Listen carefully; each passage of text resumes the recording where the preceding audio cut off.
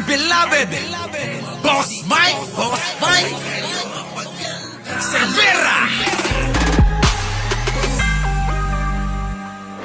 Tita Christy, pasok, banata mo. Sana bayaran mo na yon. Bayaran mo na, niya hindi ka nga nagsasabi kung kailan mo babayaran yung isang male personality na inutangan mo na. Alam ko yan dahil ako naging tulay. Ala ka, mangungutang, di ka nagbabayad. Parang sinasabi ni Tita Christy Permin dito, estapador ka daw. Grabe, no? Nakakahiya ito, mga kababayan. Kaya pala maaari nating isipin, ano?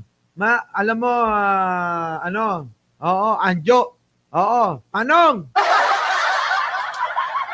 Lolo Anjo, parang sinasabi ni Tita Christy Permin dito, nang i-stapa ka raw, hindi ka marunong magbayad ng utang. Oo. Sabi ni Tita Christy, estapador ka ba? Tanungin nyo nga, tinatanong lang namin kung estapador ka. Ano ba? Talagang naghihirap ka na ba? Talaga bang hirap na sa buhay? Ha? O baka naman totoo yung balita na yung matandang manyakol yung nagbabayad daw sa'yo.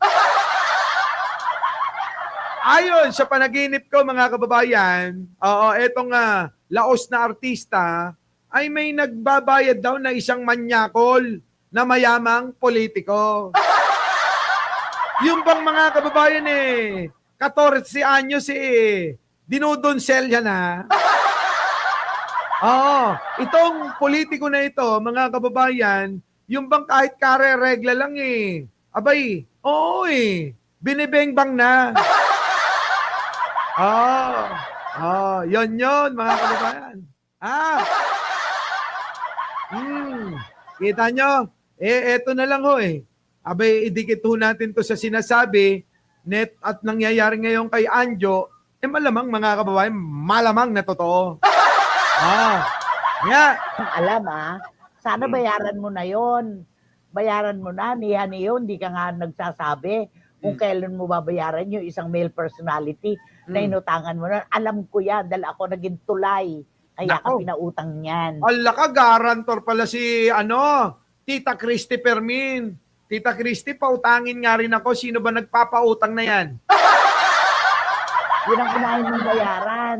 Huwag mong tanungin yung tuition ng mga pinag-aaral dito, Sen. Wala kang pakialam doon. Lahat naman Wala, alam mo, Anjo, totoo yung sinasabi. Wala kang pakialam sa lahat Oo. Nangingialam kayo, wala ka naman pakialam dapat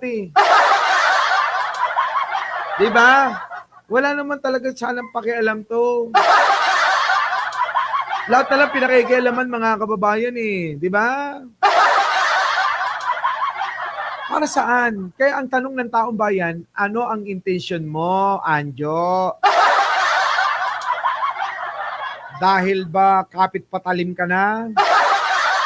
Dahil ba walang-wala na, kaya kaysa tumanda na wala talaga nangungutang na lang Ilan ba yon? 2,000 lang yata yung inutang mo, di mo pa mabayaran At saka nakakahiya itong ginagawa mo.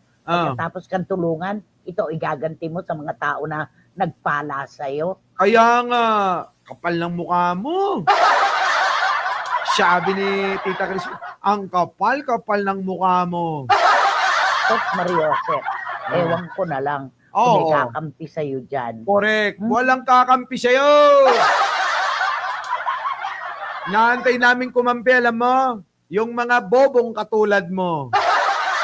Sino yun?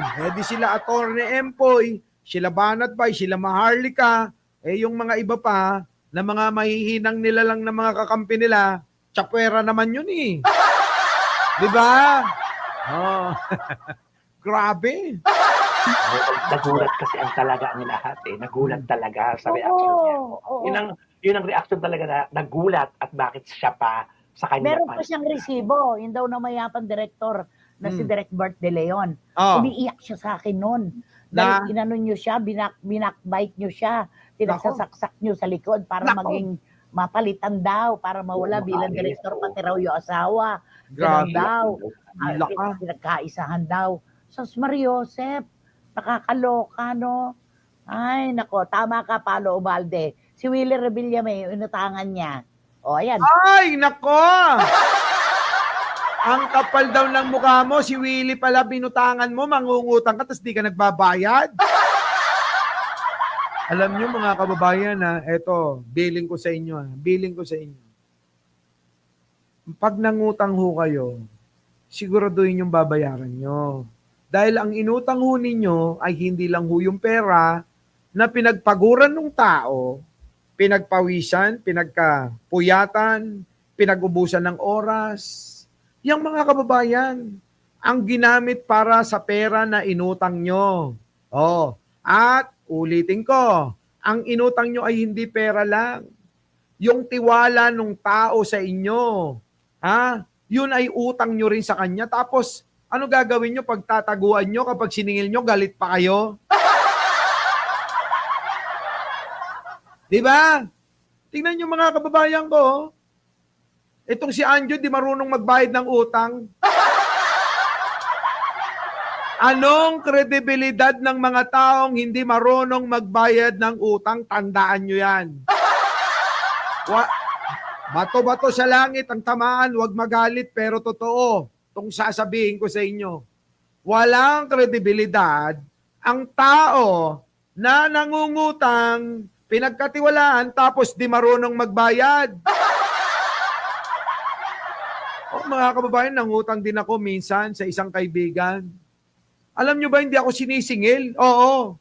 Pero, dahil mga kababayan, yung tiwala na binigay ay aking iniisip, ako na mismo, hinahatid ko pa. O eto, yung utang ko sa'yo.